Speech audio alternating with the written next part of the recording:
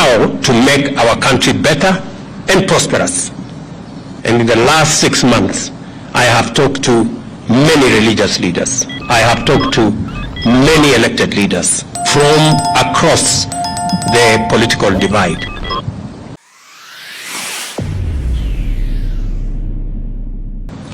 My door still remains open for honest, objective, and sincere deliberations based on the rule of law and the Constitution. On the reconstitution of the future Electoral Commission, the selection panel that currently is in office is a creation of the law that was passed by the two chambers of parliament in response to a court decision.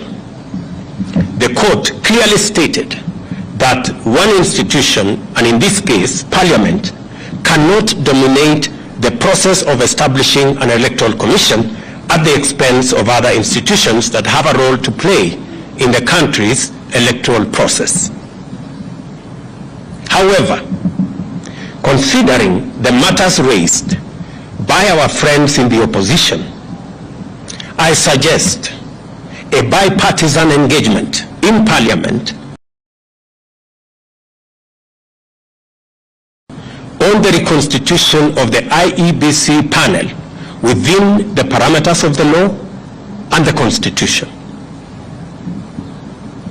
In any case, as a Democrat and guided by the Constitution, I, on the 9th of December 2022, sent a memorandum to the Speakers of the National Assembly and Senate requesting the purposive intervention on implementation of the 2/3 gender rule, entrenchment in the Constitution of the Constituency Development Fund, Senate oversight and national gender affirmative action funds, establishment of the position of the leader of opposition, and the improvement of parliamentary oversight of the executive.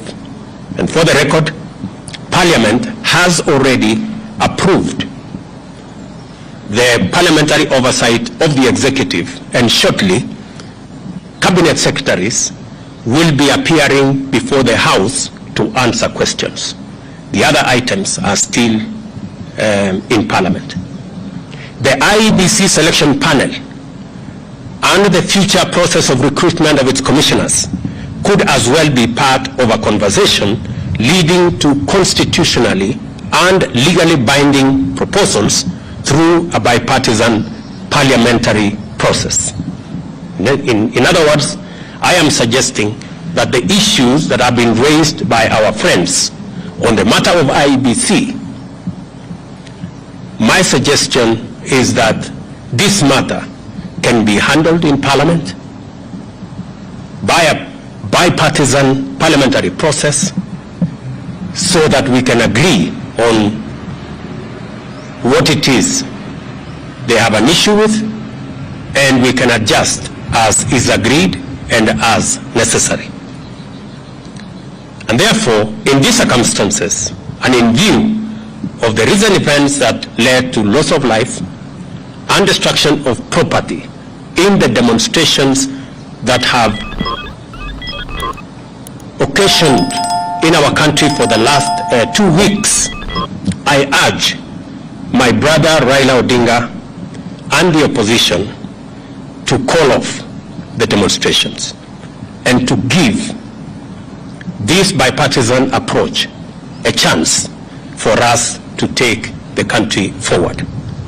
Meanwhile, I call on all Kenyans to remain peaceful and law-abiding, and I assure them that the government of Kenya will continue with its sacred duty of protecting their lives and their property, including their businesses. Thank you very much.